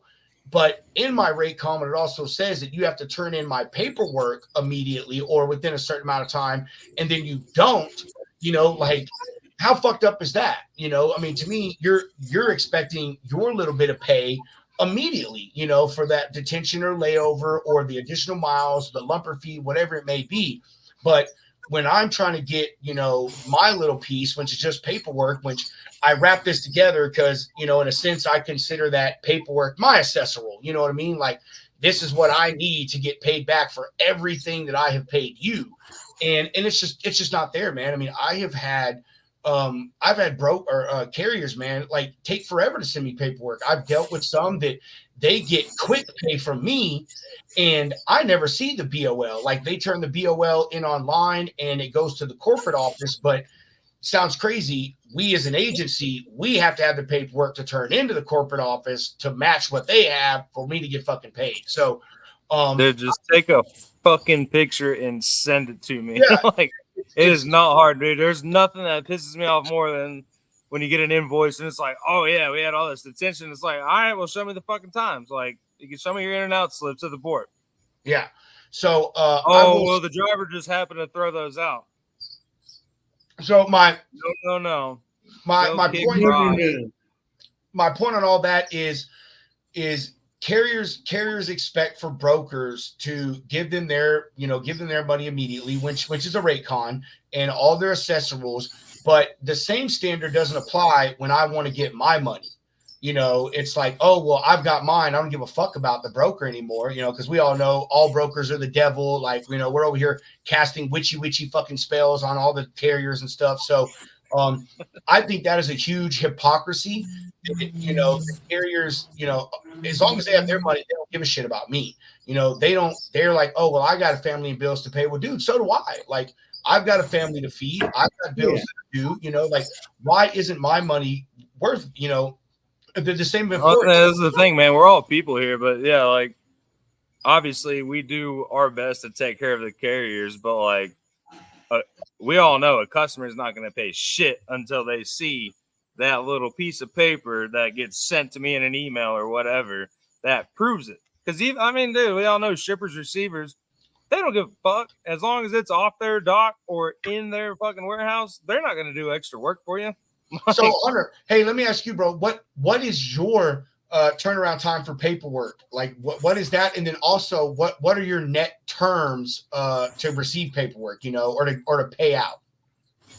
I require it almost immediately. Like after that container is in, if once the container's in the port or out of the port and the empty's returned, I expect all that paperwork within the next day. Or in 2 days, because when that driver returns back to their terminal, they have to turn all that shit in, like, and if they don't have it, there's obviously different scenarios for each situation. Like there's, it just depends, but yeah, like I'm not going to accept something, like I said, like if I'm running, let's say like a 200 container project and you send me an invoice for $400 extra of accessorials a month later, and I'm just now like, well, dude, like with Draves, like it is, you have to be on top of it because like your customer needs to know whether they're a freight forwarder or even like a direct shipper, man. Like you have to let them know right away because on the back end of things, it just makes you look kind of scummy, man. Like you're a con artist, and it's also a struggle to explain that to a customer, bringing that up, all that time after. Yeah, dude. Like, obviously, like you said, man, we're brokers. Like, nobody knows. We're the middleman. So, like, I could just be like, "Hey, I'm gonna see if I can get an extra $300 from this guy." But in reality, fuck no, man. Like, this is just what I got charged. But, I've denied carriers pay. There's been one instance where the accounting team got a little antsy because I had loads on the board for over a month and they paid the carrier before I got the paperwork, and customer refused the payments or refused the invoices, disputation here and there. So it's really, you got to grow. Drayage carriers, man, like you got to grow a relationship with those people, like I used to think like if I saw a company on drayage.com that had like 150, 85 trucks, like that was the people, that was the company to work with. They can handle everything. Hell no, dude. I'd rather work with somebody that has like 5 trucks, 20 trucks. Because they have less to worry about, man. They have less load on their plate. Yeah. So you're like more of a asset to them just as much as they are to you. So it's easier to communicate. You have one point of contact, or like a couple points of contact, and it's just way more simple, dude. It's It's like Chad, Landstar versus fucking John that has 3 trucks under his MC number. You know what I'm saying? Yeah. All right, Hunter, shut the fuck up. Oh, coming from fucking Pedro I know. Potato. I'm just joking. I'm just fucking with you. I'm just fucking with you. You know I'm fucking with you, bro. I love messing with you. Whatever. Yeah. I'm going to make another drink. Fuck yeah, I'll that's be cool, right Chad. back. I'll be talking shit about you till we see you again. Cheers, Hey, I got a cooler of beer like right next to me. I swear to God. Chad, what is your paperwork turnaround time, man? Like, what is your expectation to get your stuff so you can get paid? So my contract states 48 hours, but in most cases I want 48 hours, and that's just based on we use McLeod TMS. McLeod TMS. If something is not updated in time, it's red or it's yellow, and Yeah. I hate the colors. A green board tells me it's an updated board, and that's what I like to see. Drage is a whole other ball game though, and so I give some leniency for drage providers. Now, with that said, I have truckload carriers every month that when they're closing out last month or paying out commissions for last month. Just today, I received an email from June, based on loads that were moved in June, saying we have yet to receive the BOL or POD for this. Can you help us get it? And so, which blows my mind, because if I haven't received the BOL, that means I have not received an invoice, which means that a carrier has not invoiced me. Does the carrier not want payment? Yeah. And so, the whole turnaround time is mind blowing, because all of this paperwork means you're invoicing.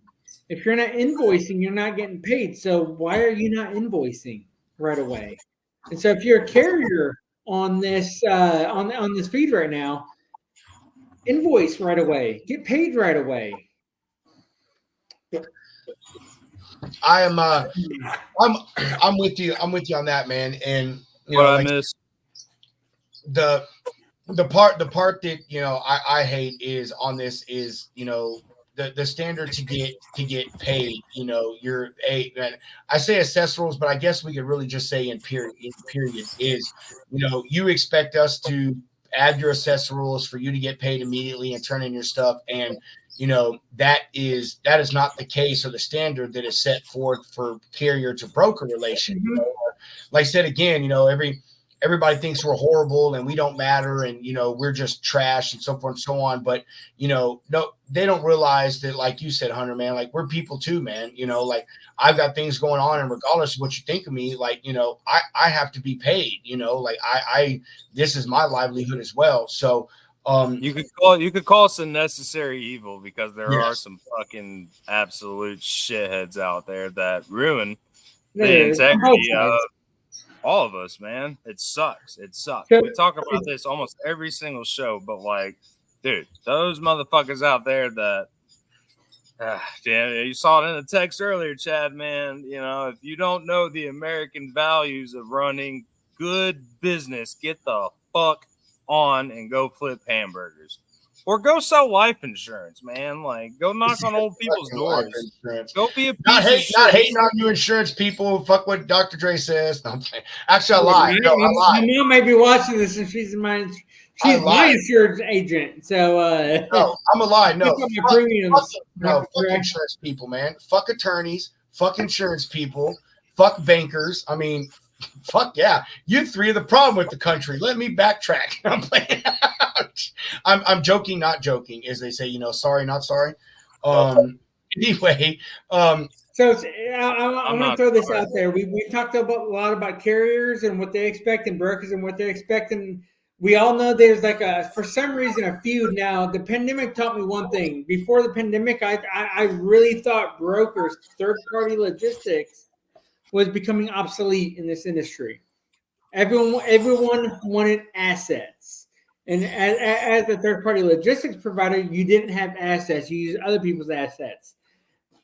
The pandemic taught me one thing, and that is that brokers are not a evil necessity or a nuisance. brokers are needed in today's supply chain. All right. But there's one question that brokers are needed, period, Chad. Brokers needed, period. I don't give a All fuck the time. what time it is. Brokers needed, period. I don't give all a the fuck. time. I didn't know that until the pandemic. But one question begs right now, and that is first, the chicken or the eggs. Why is there such a feud between brokers and carriers all the time? Why are brokers being so scrutinizing in carriers, and why are carriers being so dishonest? Because those big box brokerage bros. I mean, like I hate to say it, but like that's an easy answer, man. Is you know you got the 3-letter ones, and you know the ones with the fancy star, and you know all these other ones, dude. You know it's those big ones that give all of us brokers a bad name. Like I mean, it really is, man. But I will say, ain't got no place in this market anymore, dude, man. I wasn't on the broker side before the pandemic. Like I got into this like right as the pandemic started, or at least on the broker side. And so I've kind of only have seen a lot of the broker stuff since then. But I will tell you, I know I have learned a lot, and I know a lot about this industry, and brokers are a necessity, whether you believe it or not, because I would tell you the one thing that I love is carousel. Well, I'll just go find my own shipper. Good fucking luck. I mean, dude, you have no idea what it takes to get a shipper. And here's my other thing is shippers are not likely to pay you what they pay me. And here's the reason why. They know that they pay me a slight premium for my service. Like they have to. Every shipper knows. You're not coming to work for free, right? Yeah. I mean, what I'm saying, like every shipper knows that we add on a fee for our service. So when you as a carrier come to them, and I'm not saying all shippers are customers, but a majority of them, they're going to be like, well, I'm paying the broker $2,500. I should be able to pay you $22 because I'm pretty sure that's what they're paying you. So, you know, and again, it's not easy to accept that stuff. So, you know, I feel brokers are a necessary evil. But I want to go to the next thing, if we can, about broker and carrier standards, broker standards, whatever you want to say. Is communication. Communication. Oh. My fucking God. Let me tell you, dude, if there's something that I cannot stand in every aspect of my life is lack of communication. Like all the way from my marriage to my friends to my professional life. Like, dude, communication is it. Without you talking to me, me texting you, you texting me, some fucking part of communication, things don't work, man. Like, you know, here's the hypocrisy of it. If you call me or email me, you expect an answer in 5 minutes. And dude, I know all of you deal with this. I cannot stand carriers. I'm dealing with one right now. Every 5 minutes. Hello. Like, dude, why don't you go back to 30 seconds after you emailed me and fucking read my reply? Or, you know, hey, understand that, dude, I'm busy. Like, you know, like I may not see this. Give me a chance to look at it and solve your problem. Or call me or text me. Like my number is in my freaking email signature. Call me, dude. My team handles all my tracking. Dude, they call and they text from our business line. Like, dude, you have all these methods. But here's the flip side. I as a broker, I'll call you, my team calls you, you just don't answer. Like, and that's perfectly fine.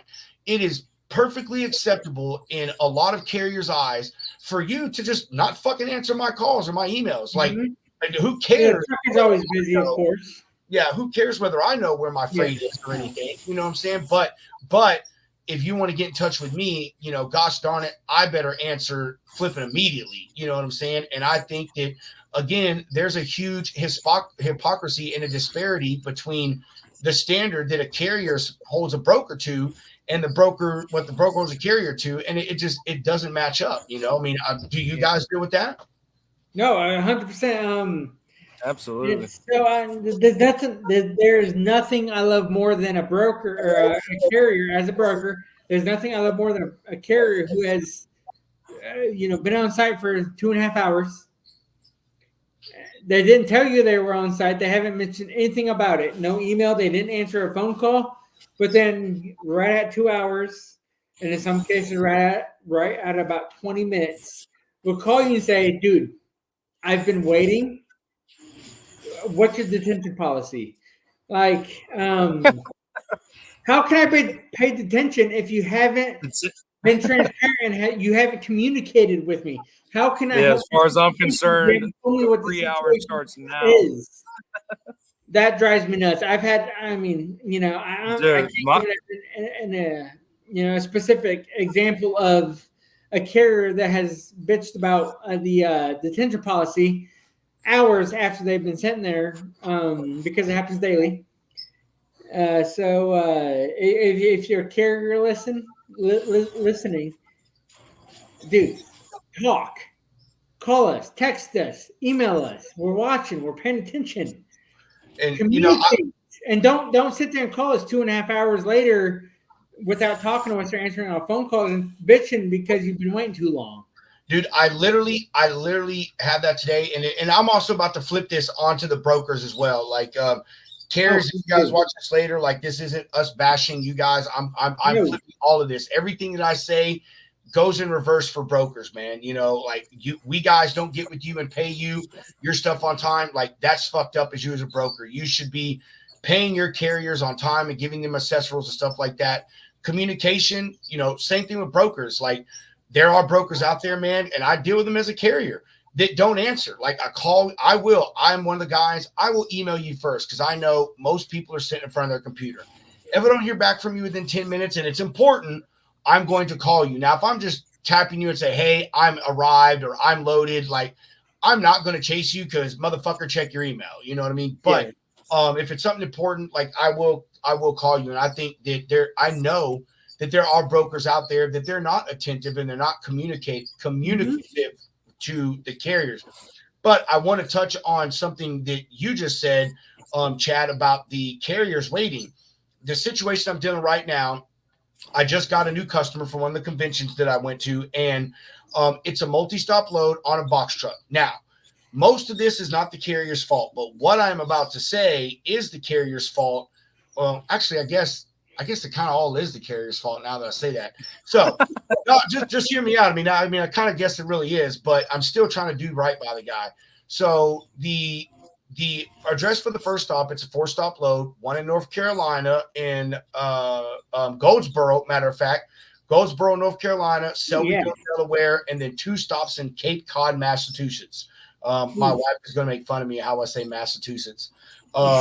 She is, bro. But anyway, so when the carrier got to the first stop yesterday morning, someone there said, oh, no, it needs to go to this address. And so they drove like 45 minutes, got to that address, and they said, oh, no, you need to be back at the other address. So they drove 45 more minutes back to the fucking other address. And then they call me after sitting there for another 30 minutes and not being unloaded and tell me that all this happened, right? And I'm like, well, first of all, what is wrong with you? Like, dude, why would you not call me immediately? I do not send you to the wrong address. And even if I did, call me before you leave so I can. Because there's a reason you did. Yes, call me before you leave so I can tell you where you're going. So anyway, this messed the whole guy's shit up, and he was supposed to be able to do, or he would have been able to do North Carolina and the Delaware stop in one day. He would have got, he got North Carolina first thing yesterday morning. Delaware was only a 5-hour drive. He would have made that stop by 5 o'clock when they closed. Well, and then he would have done both Massachusetts stops today, and he'd have been empty this afternoon. But because he did that, it set him all this time back, and nobody knew that he was there because when he got there, he just sat in his truck. Dude didn't go inside, check in with anybody, nothing. Just sat there because he saw a dock door open. So he backed in the dock and just sat there. Like, what the fuck? For one, you just don't back into a random dock. But anyway, so now the guy is, the Delaware stop. He's like, hey, I need you to call and tell that Delaware stop they need to stay late. Yeah, bro, because that's how this works. I'm just going to call someone and tell them what they're supposed to do, right? And it didn't work out, man. So they had to deliver Delaware today. Massachusetts is an 8.5, 9-hour drive, whatever it is. And they weren't going to make that in time either because, listen to this, even fucking though the place opened at 7:30 this morning for receiving, they didn't get there till 9:30. So now you're an hour and a half plus 2 hours behind, right? And now the guy's like, oh, well, you're going to pay me for this entire weekend that I'm going to have. No, I'm not, buddy.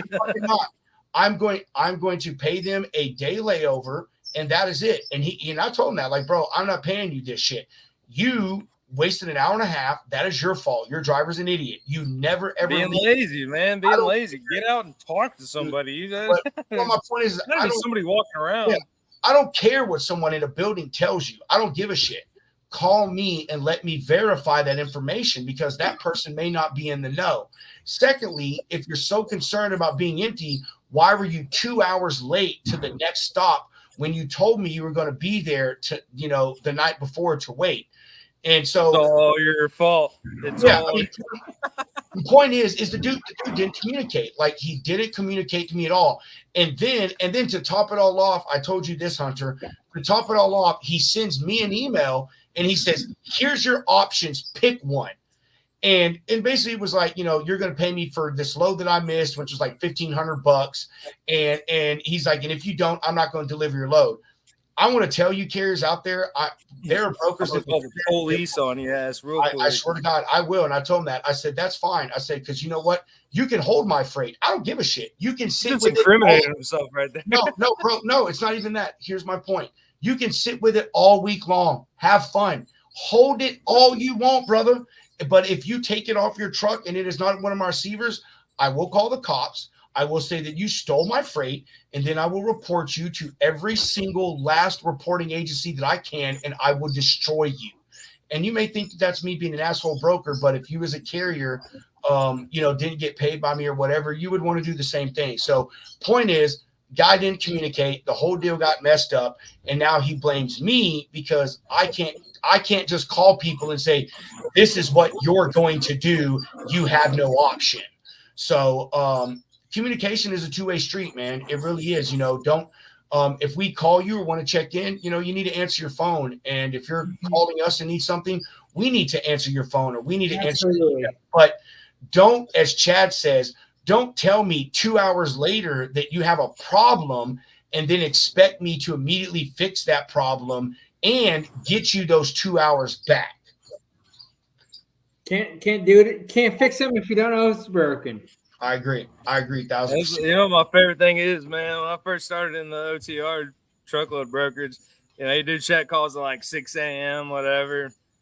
And, dude, drivers would answer the phone and be like, what the fuck you calling me for? Yada, yada, yada. But they have no problem calling you at 3 a.m. or That's fucking true. any time of the night. And if you don't answer, oh, you are the devil.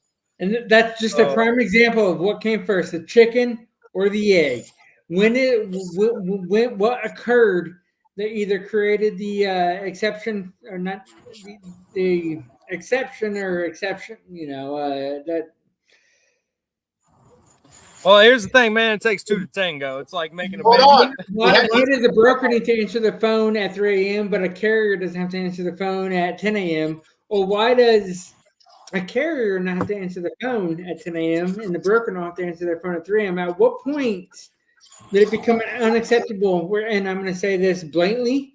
At what point in any industry, in any position, did it become acceptable to not do your job?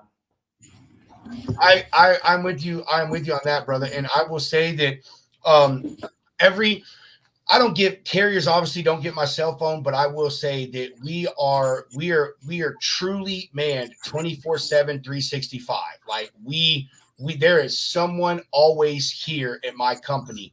My customers, they obviously do have my cell phone. The point is a carrier can check in with us night or day, anytime, man. If you have an issue, you let me know.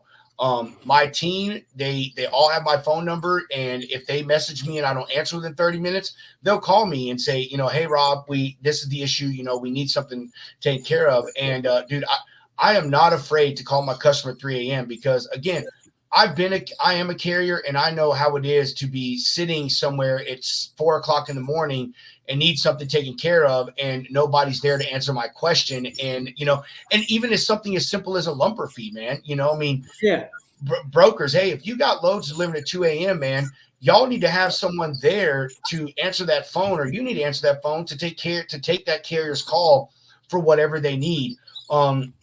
But, you know, I mean, it is a hypocrisy on both sides because, you know, me, I do expect my carriers to answer anytime that I call, except for when you're sleeping. You know, if you're sleeping and you're not answering at 3 or 4 o'clock in the morning, that's fine. If you've messaged us and told us, hey, I'm stopping and it's midnight, you know, I know, hey, this guy's not going to answer his phone until at least 10 a.m. You know, even if the guy's up at 6, I'm not going to call you. And to be honest, I get on my team's ass about that. My team, they'll start calling people at 6 a.m. and then they'll call them every 20 minutes. And I tell them, hey, like, don't do that shit, man. Call them and then call their dispatcher and give them a while, man. They may be sleeping, you know, like take a fucking break on that stuff. But on that mix thing, dude, I get carriers, they will call me back to back to back or email back to back to back. And it's like, dude, hey, I understand that you're a busy person. Please understand that I'm busy as well. And just give me a second. So there's a lot of hypocrisy on both sides of this thing. And that shit is pretty serious, man. Communication is important. And there's no reason for either side to slack on it or there to be an excuse not for you to communicate properly. Because what you expect from me, I expect from you. And that's the way that it should be. Absolutely. Yeah, man, dude, like to that point, man, like how much do you care about your business? Just in summary, how much of course, how much do you care about your job? Like, but dude, yeah, dispatchers, I'd rather talk to the driver all day long, man. Like, because drivers, they got cool stories. First of all, dispatchers are usually just pissed off and busy as shit. Like, hey, tell me about your truck. What's the coolest load you ran, you know? But yeah, it is back and forth, but like this is a 24/7, 365 industry. Anybody that says different, I mean, shit, dude. If I'm in the middle of a concert, I will answer my phone. Dude, just to know I answer the phone. If I can't hear you and you can't hear me, I will just text you. I will say my wife jumps my ass, but she gets irritated all the time because of how accessible I am. And the reason I'm accessible to my carriers and my customers is because, again, like I drove for 10 and a half years, man. Like I help operate a truck now. I know how important it is to be able to get in touch with somebody any time of the day or night. And I'm going to be that guy, man. I mean, does it aggravate me sometimes? Yeah, it does, dude. I mean, I went to a Cowboys game a few weeks ago, and in the middle of the Cowboys game, I was sitting there fucking working, you know what I mean? Texting my people and telling them what to do and do this and do that. So I'm with you. But you got to that Cowboys game because of what we do, man. And like you're right. And I mean, but it's a feeling of gratification, dude. Like that's why I love this shit, man. Like if I can help out a carrier or a customer and something gets resolved, that is all I need, man. That's why I love this shit, dude. I will never be an accountant. Like that's why I love this shit, man. It's something new every day. Chad, like, we are. Chad, I had some crazy buffering, so I apologize if there's something missed. I just read your message. Hunter, listen to this shit. His message, he just texted us. I know you got it. He said, I have some racy huffed it. Like, who the fuck is over there at your house huffing stuff, man? Who is racy? Crazy buff. This was new when I got home at 5:30. No, crazy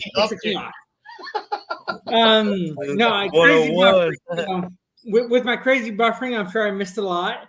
But to summarize it all, it's quite simple. Brokers, you need your trucks. You don't have trucks. You can't move freight yourself. You need trucks. You need drivers. You need carriers.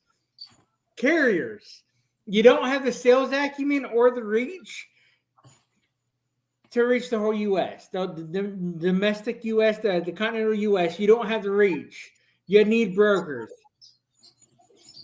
Man, we can if brokers and carriers learn to work together, we can control the market.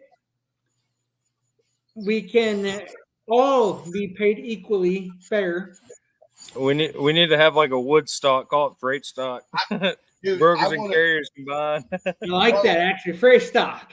New hashtag. It's happening. You just you just hit on the next thing that I want to talk about in the standards deal, and what that is pay. I think that and I love this word, disparity. Like, isn't that such a beautiful word? The disparity and I wouldn't say discrimination, but I don't know the word I'm looking for, but the difference in standards that a carrier feels they should be paid and what a broker should make is something that I think is, man, it's ridiculous. And I'm saying that from, again, both sides of the table. For some reason, and Chad, you said this earlier, brokers are expected to work for free. I do not understand where this comes from. I'm going to tell you right now, I don't fucking make $1,000 profit a load. And, Hell no. and yeah, there's brokers out there doing it, bro. There are, because I know, because I'm on the load boards, and as a carrier, I call loads, and I'll see the same exact load, and I mean the same exact, because I'll call on both, and one of them is a $500 difference. And you know, so yeah, there are some out there, but a lot of us aren't, man. A lot of us do not operate on a mandatory 15 or 20% margin. My boss, he doesn't have a mandatory. His thing is we want the biggest win we can get. But if the win is only $5, at least it's a win. You know what I mean? Like, anything that is not a loss is a good thing. Now, you know, I will take a loss. I did this week. I did a few weeks ago. I came out of pocket almost $600 freaking dollars to pay a carrier detention, but they were due it, man. It wasn't their fault what happened. So I paid that out to them. But carriers have this thing that, you know, that we should pay them whatever they want. And dude, I am fine with you knowing or thinking or whatever you want to say what your worth is. I applaud you for thinking or saying that you're worth $5 a mile. But the reality of the situation is that is not as what's happening right now. And, you know, for carriers to only think about themselves and not think about that broker and then complain that they're getting ripped off, I just see hypocrisy in it, because, you know, you expect to make a good paycheck, but you don't expect the broker to make a decent check, you know, and in my mind, both of us need to make good money, you know, like I'm providing a service to you as a carrier. And my proof in that is you're calling me for the load that I have. And so, you know, I obviously have to make something, and I want to pay you fairly. But again, we have to meet in the middle on that. And the difference in that is just people. I get people, Chad, Hunter, that the lane is running $250 a mile, you know, and that may not be the greatest, but they call me and their rate is $3 a mile. And I'm like, you know, dude, I get that you may need that, or that may be what you think you need, but, you know, that's not going to fucking happen. And then I'm called a piece of shit for not giving them what they want. You know what I mean? Well, they ain't going to have longevity in the industry of that. Like, here's the transparency. And a lot of people, a lot of brokers don't provide the transparency to both shippers and to carriers.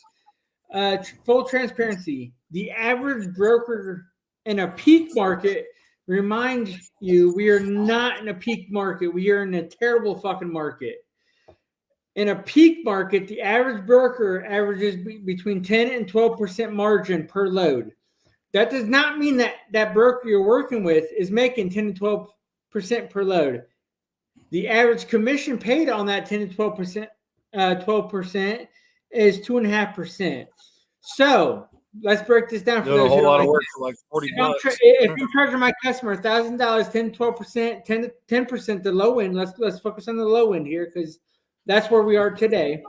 The average 10% market on a $1,000 load, of course, is $100, right? Yep. That means the broker themselves are getting an additional 2.5%, which means I make on a single load, I make an additional bottle of Mountain Dew. All right. If that even hits your commission. If I made the full 10 to 12% margin. Now, this is operational margin. There's a lot of back office support that hasn't come out of this operational margin. The average profit is about 5%. That means for every $100 I'm charging my customer, my company not me, my company is making $5.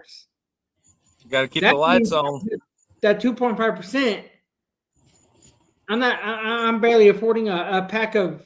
I here in the South we call them nabs, pack of crackers. That means for every load I move, I have now bought me 2 of the 6 nabs that come in that pack. All right, so none of us in this kind of market are making great money. In a peak market, that means I can take my family and you can take your family on a vacation. Yeah. I mean, but the beauty of this type of market though is like if you can find customers and you stay loyal to them, like when it does inevitably turn around, Lord willing, it comes back around. But like with our company right now at Freight Mango, man, it's like just bring on customers. I love Meet the Freight customer Mango. where they're at. I've Meet the been watching customer Freight where they're Mango. at. I'm gonna go ahead and just boast on Freight Mango for a moment. I've been watching Freight Mango. I've looked at their platform and Freight Mango for you who brokers that offer brokering drayage services and for those carriers that may be in the ports or rails offering those services at the ports and rails locally. Freight Mango, you want to connect with them. You want to partner with Freight Mango. They're the new. As well. They are coming up, but they are coming up quick, and so you want to connect with them. Yeah, thank you for that. I'm about to try to do some business with Freight Mango too, man. I haven't yet, but y'all start selling that international freight, man. You got these customers. They get their freight from somewhere, especially if you're working with direct, manufacturers, shippers. They got to get it from somewhere. So, oh yeah. And the beauty of it all is we show our service fee, which is usually like $50 per container ocean. So unless it's something insane, then I'm going to rip your head off. But I charge a premium for my service. I'm just going to say that right now. I do. I am not cheap, bro. I get customers all the time telling me, man, you are the highest rate out there. Well, hey, fuck, that's what it's going to take, man. I'll tell you the best feeling is when you can turn down freight. Yeah, I mean, dude, I'm not. Yeah, and I'm not trying to boast my I'm not trying to boast my name, bro. There are plenty of people in this industry that make a hell of a lot more money than me, and I just talk about things that I how I operate, man. Because I tell you, I don't expect carriers to operate on a cheap rate, and I'm not going to operate a cheap rate. I know what I'm worth, and carriers, for the most part, know what they're worth. So, That's my thing. That's why I always pick up the phone, dude. I will, if you try to bullshit me, even if I know it's not going to work, I will absolutely ruin you and let you know why you need to fucking change the way you're doing business because, I'm not an idiot. I had one of those 3-letter emails that I used to work for. Sure. But nah. I've been so lucky.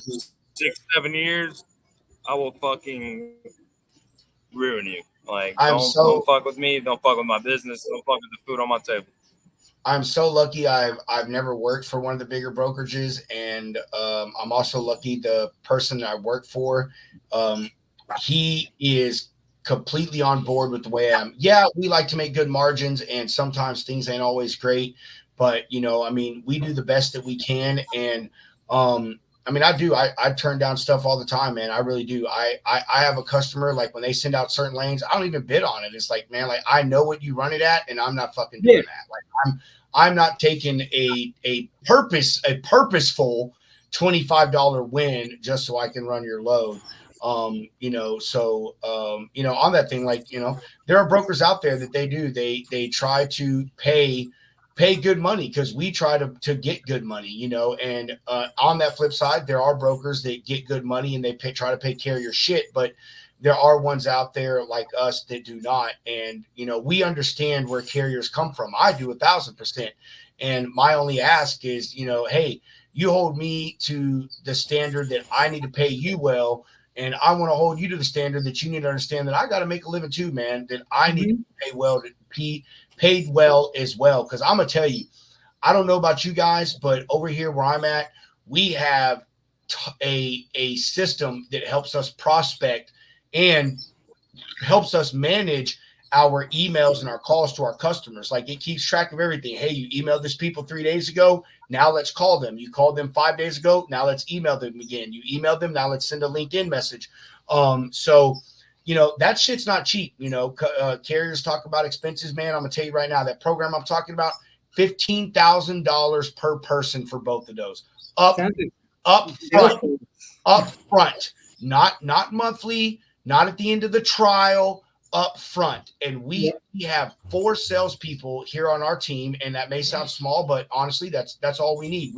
We are a very profitable company in a shitty market. But point is I got expenses too, and I rate accordingly to cover my expenses so I can cover mine and cover yours. And I need you to understand that, hey, I have expenses too, and I need to make my money. So, you know, I think that's a big discriminatory thing in this industry between brokers and carriers. And it works both ways.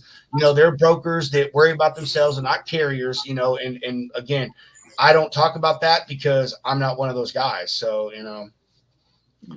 But well, this industry, it's a marathon, not a sprint. Like there ain't no fast money. Fuck you. Yeah, I want a marathon. Get a big money now and then, but yeah, dude, straight up, man. Like shit, you try to get that quick money, it's like running on ice, baby. Yeah, you don't want that quick money because that quick money. So you have transactional relationship, and you have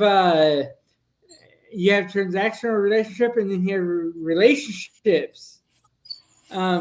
That transactional, you're gonna win it on money, you're gonna lose it on money. Dude, I love that you use that phrase, Chad. I love that phrase, transactional. I use it all the time, don't I, Hunter? All the fucking time. Right, all the time. Now, when you build a relationship, now brokers, if you're listening, don't if you make one phone call and they say, "Hey, quote this for me," walk the fuck away. I know that's right, bro. Money. I know that's you're gonna use it on money. Fuck shippers, if you're paying attention to this, if there's shippers on here, word of advice: if their cell phone is not in their signature, put that shit in your delete mail, right? Your delete folder.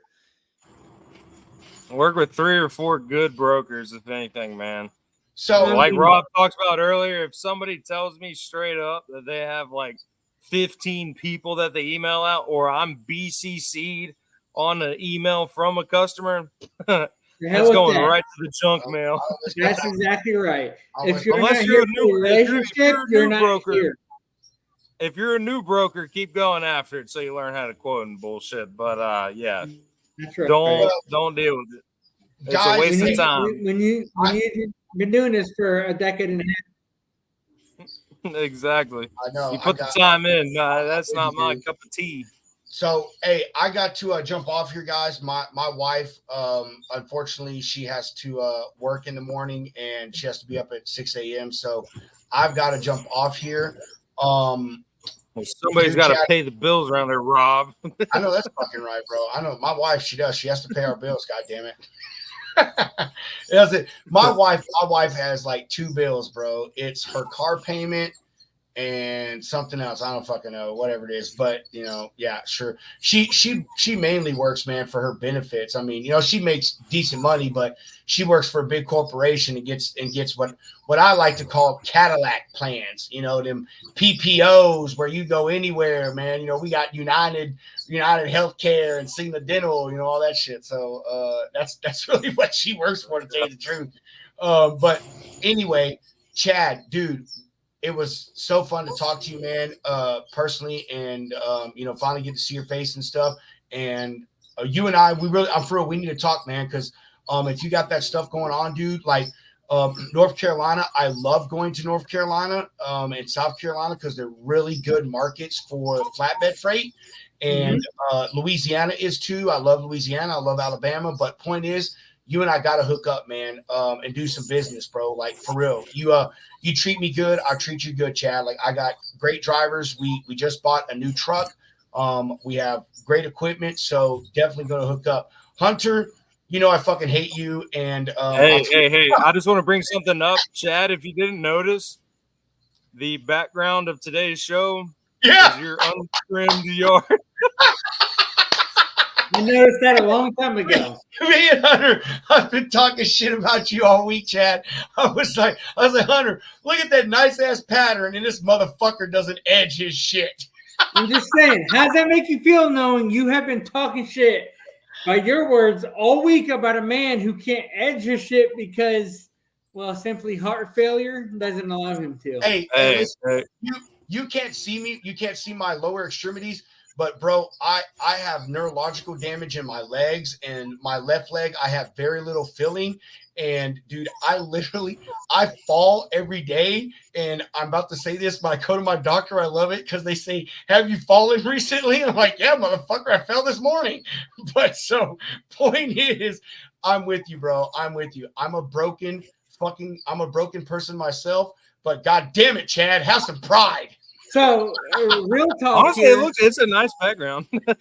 my heart failure has absolutely nothing to do with my edging. It has simply that I have used the same Ryobi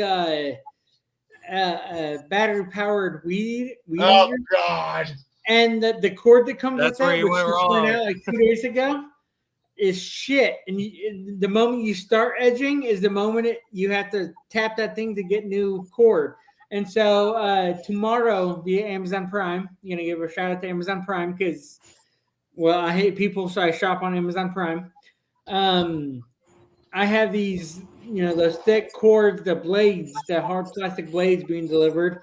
That's the kind of blades, like yeah. my flower beds. That's gonna allow me to edge my whole driveway and yard. Well, Yeah, fuck Will them you with see- that, the I wire, owe man. to Rob here because they're I won't prove. I won't prove. motherfucker decided to message my comment on my Facebook about my edging, and so I was like, "What can I buy that's gonna allow me to edge my whole property?" And I bought it, and motherfucker, Hey. tomorrow that shit will be done. I'll send you a picture. And you know need to what- post it everywhere. What you do is you be a real fucking man, and you get a goddamn gas weed eater. Like, I mean, what kind of man Just use the has skill a set. battery powered weed eater, man? A man who don't even like going to a Anyway. gas station to get the non-ethanol shit for his 2-cycle little motor of a weed eater. So I get a battery operated so I can charge it in my house without going to a gas station and dealing with, again, people. Hey, Dealing and with people. I'm getting off here, but all I heard, Hunter, is he's pro EV. I was about to say the same thing. All right, so we'll get updates on Chad's yard All right, yeah, next we are. week. Dude, 2 I- days. I 2 really- days. Cheers, fellas. Yes. Happy cheers. Friday. Where's Here's that? the freight. Here's Yeah. to America. See y'all Bye. next week. Hashtag